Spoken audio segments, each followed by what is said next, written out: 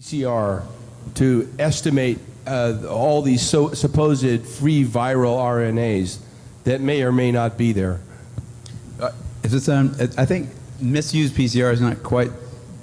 I don't think you can misuse PCR. Actually, no. The results, the interpretation of it. See, if you can say, if they could find this virus in you at all, and with PCR, if you do it well, you can find almost anything in anybody. It starts making you believe in the sort of Buddhist notion that everything is contained in everything else, right? I mean, because if you can amplify one single molecule up to something that you can really measure, which PCR can do, then there's just very few molecules that you don't have at least one single one of them in your body, okay? So that could be thought of as a misuse of it, just to claim that it's meaningful.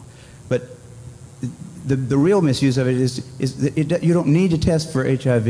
You don't need to test for the other 10,000 retroviruses that are unnamed also in the subject. See, somebody that's got HIV generally is going to have almost anything that you can test for because they have definitely been. HIV is a fairly rare virus. There's only 1 million of us out of 250, 300 million people in America that have that virus. So you have to get around, either your mother had to have it and pass it to you, or you have to really be paying a lot of attention to people that do have it and paying only attention to them and get a pretty good chance of getting it that way. It's hard to get it, but if you have it, there's a good chance you've also got a lot of other ones because you've been in the market for them. It's been possible for you to get a lot of. To test for that one and say that has any special meaning is what I think is the problem. Not that PCR has been misused. It's like. It's not an estimation. No, it's a really quantitative thing. It tells you something about nature and about what's there, but it allows you to take a very minuscule amount of anything and make it measurable, and then talk about it in meetings and stuff like it is important. See, that's not a misuse. That's just sort of a misinterpretation. Even after all these PCR, this quantitative PCR, that if you just get down to a basic virological count, it's still 1 in 1,000 to 1 in 10,000. HIV in 1 to 1 in 1,000, 1 in 500 to 1 in 1,000 T cells. It is. No, there's very little of what they call HIV, and what's been brought out here by Philpott and Isai already. The measurement for it is not exact at all. It's not as good as our measurement for things like apples. An apple is an apple.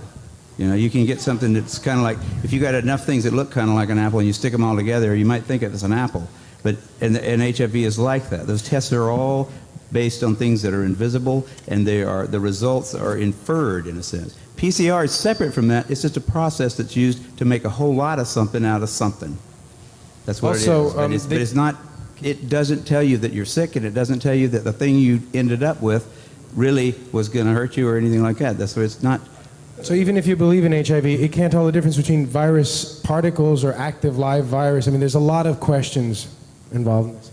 Mm-hmm. Guys, thank you very, very much. What is it? What is it about humanity that wants to go to all the details and stuff and listen? You know, these guys like Fauci get up there and start talking. You know, he doesn't know anything really about anything, and I'd say that to his face. Nothing. The man thinks you can take a blood sample and stick it in an electron microscope, and if it's got a virus in there, you'll know it. He doesn't understand electron microscopy, and he doesn't understand medicine. He should not be in a position like he's in. Most of those guys up there on the top are just total administrative people, and they don't know anything about what's going on the bottom. You know, those guys have got an agenda, which is not what we would like them to have, being that we pay for them to take care of our health in some way. They've got a personal kind of agenda.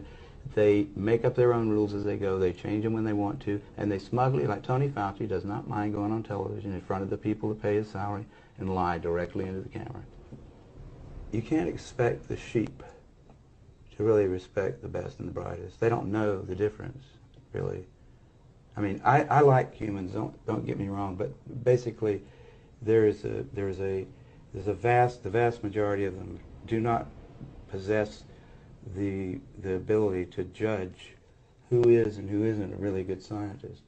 I mean, that's a problem. That's a main problem, actually, with science, I'd say, in this century, because science is being judged by people funding is being done by people who don't understand it. Okay, who do we trust? Fauci? Fauci doesn't know enough to, you know. If Fauci wants to get on television with somebody who knows a little bit about this stuff and debate him, he could easily do it because he's been asked. I mean, I've had a lot of people, president of the University of South Carolina asked Fauci if he'd come down there and debate me on the stage in front of the student body, because I wanted somebody who was from the other side to come down there and balance my, because I felt like, well, these guys can listen to me, but I need to have somebody else down here that's going to tell me the other side. But it was- Fauci didn't want to do it.